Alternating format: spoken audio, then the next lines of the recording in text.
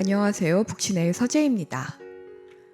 링 위에 오르는 일은 쉬워도 링 위에서 오랫동안 살아남는 자만이 진정한 작가라는 하루키 말은 딱 그 자신을 두고 한 말인 듯 싶습니다. 데뷔 후 40년 넘게 작품 생활을 이어오면서도 단 한 번의 슬럼프도 겪지 않고 부단히 장편과 단편을 발표하고 짬짬이 에세이와 번역물을 내온 그는 루틴의 결정판 같은 사람입니다. 새벽 6시에 일어나 정해진 분량의 글을 매일 쓰고 오후에는 규칙적인 운동과 아내와 채소밭 가꾸기, 저녁 식사 후에는 음악을 듣다 밤 10시면 잠자리에 든다는 그의 규칙적이면서도 소박한 일상은 하루키스트들에게는 꽤 유명한 이야기입니다. 게다가 소설을 쓰기 위한 체력 비축으로 시작한 달리기가 매년 마라톤 풀코스 완주를 넘어 철인 3전 경기로까지 이어졌다 하니 세계 문학사에서 이러한 소설가는 전무후무해 보입니다.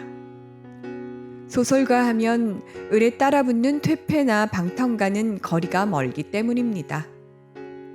또한 일본 작가이면서도 일본 소설을 전혀 읽지 않은 채 작가가 되었고 문단 내 특별히 교류하는 사람 없는 독고다인 동시에 세계적 팬덤을 지닌 그의 이력은 흥미롭습니다.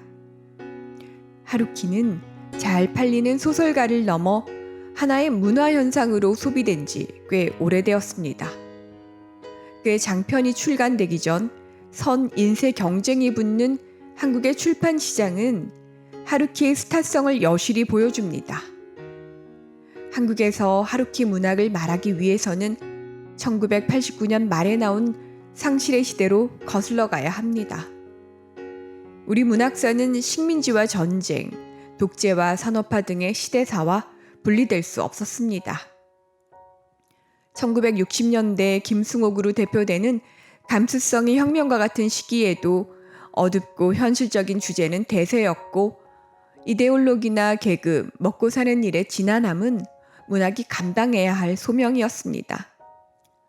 하지만 89년 동구권 붕괴가 가져온 급격한 가치관의 몰락은 사회 전반뿐 아니라 문학계 역시 강타했고 그러한 분위기 속에 등장한 상실의 시대는 제목만으로도 길 잃은 청춘들에게 매혹적이었습니다.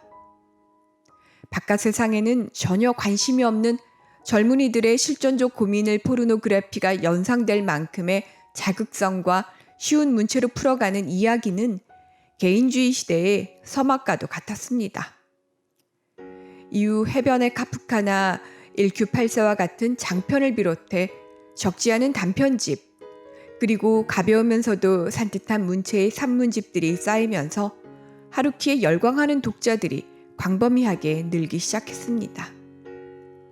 물론 무조건 하루키가 싫다는 하루키가 부류도 적지는 않지만 그를 모르기는 쉽지 않습니다.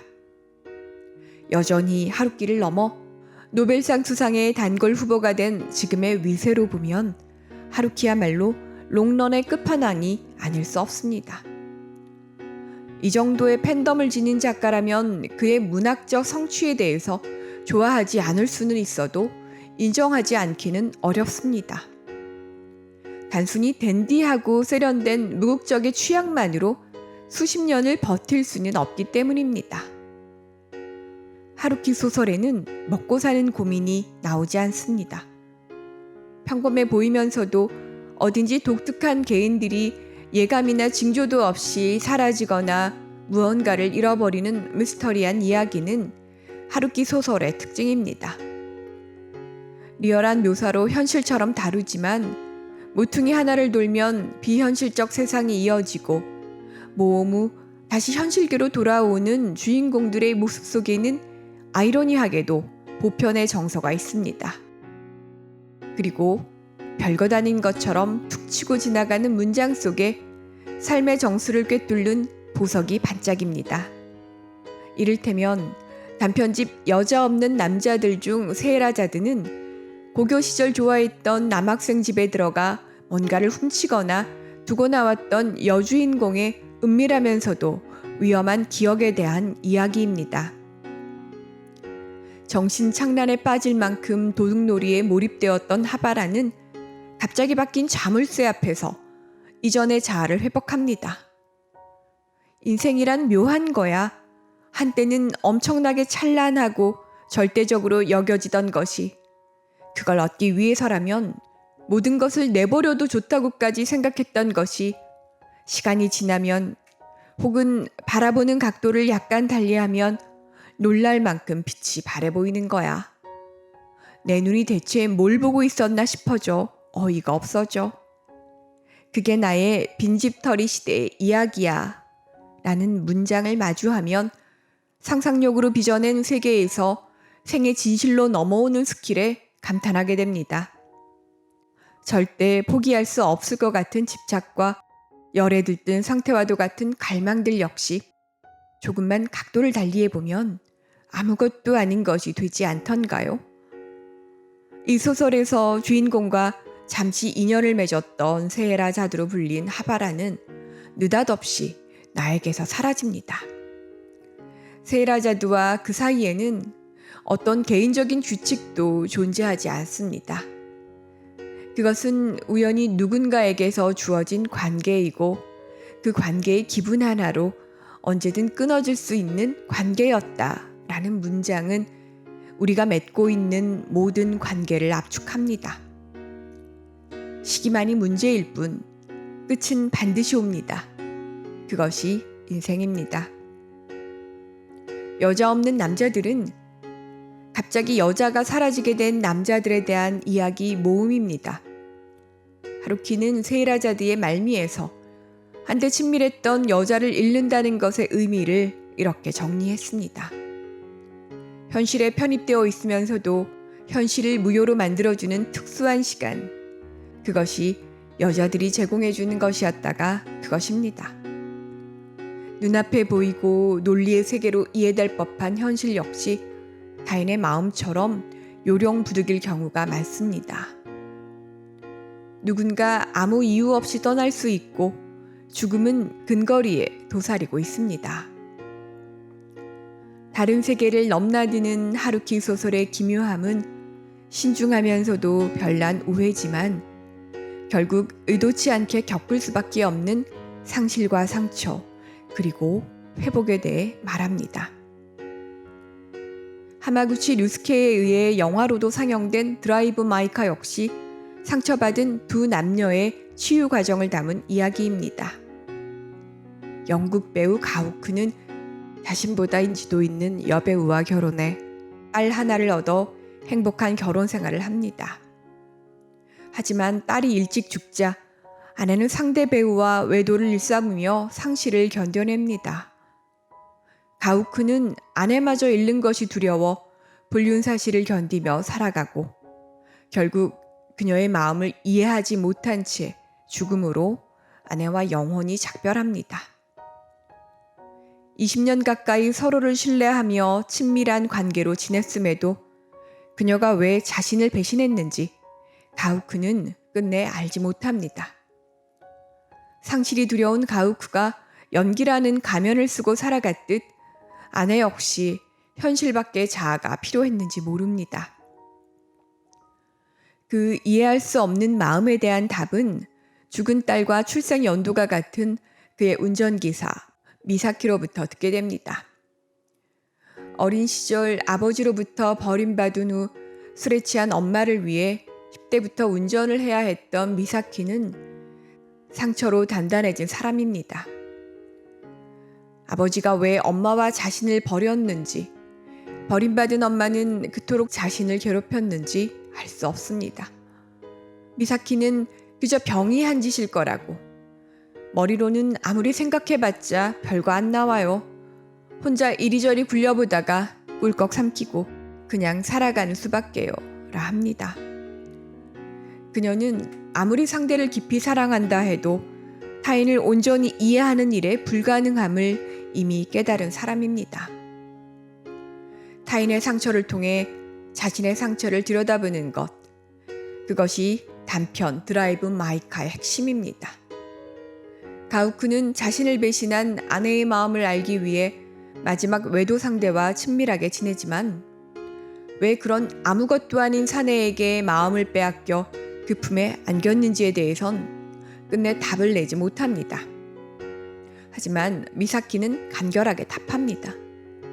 그 사람에게 애당초 마음을 빼앗기지 않았기에 그와 관계를 맺은 거라고 말입니다.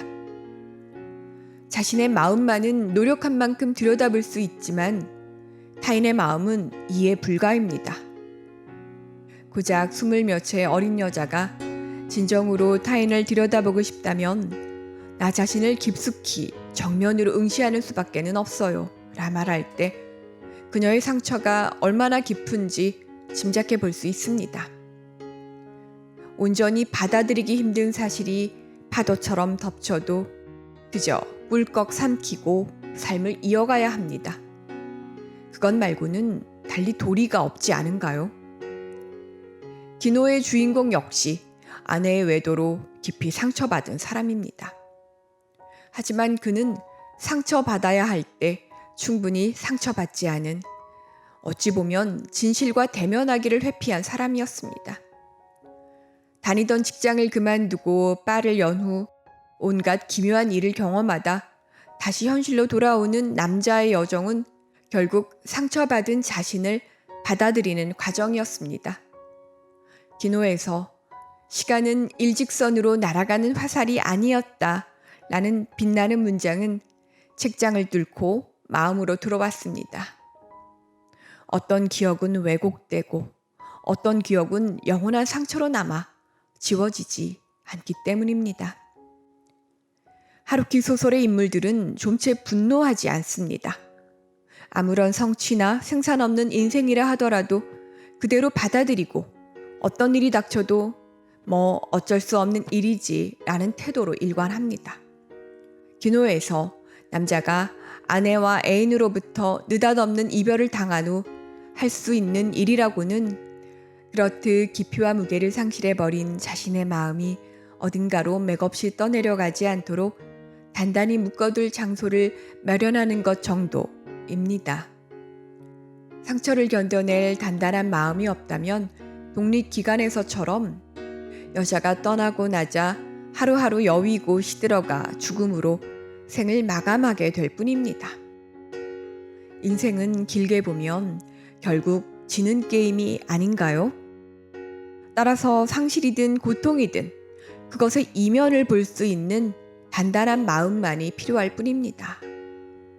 젊은 날의 고독과 방황을 담은 예스터데이의 주인공이 말하듯 한없이 고독한 인생의 겨울을 잘 버텨내야 우리 내면의 귀중한 나이테를 만들어갈 수 있습니다. 그리고 사람에게는 각기 다른 인생의 방향성이 있듯 시간의 속도 역시 조금씩 어긋납니다. 여자 없는 남자의 표지 속 달처럼 얼핏 보아 달처럼 보이는 그것이 실상은 얼음으로 되어 있는 얼음달임을 알아채는 일이 인생인지 모릅니다.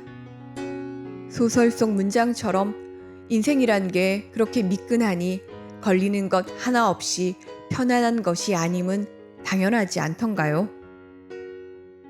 하루키는 늘 뭔가를 잃어버리고 지기만 하는 절망의 여정을 사는 인물들을 그려내지만 그럼에도 잘 살아보려 애쓰는 마음 역시 담아냅니다. 상실의 극복이라는 인간사의 뻔한 주제를 기기묘묘한 스토리 속에 감춰 말하는 하루키의 머릿속이 궁금합니다. 그의 머릿속이야말로 무궁한 이야기들로 가득 찬 방대한 캐비넷이기 때문입니다. 다음번 서랍에서 또 어떤 이야기를 끄집어낼지 기대됩니다. 천일 야화를 풀어내는 세이라자드는 다름 아닌 그입니다. 여전히 40km가 넘는 마라톤 레이스를 완주하는 러너 하루키에게 고갈되지 않는 상상력의 바다가 숨쉬고 있다는 사실이 경이롭습니다. 즐거움은 오직 독자의 몫입니다. 감사합니다.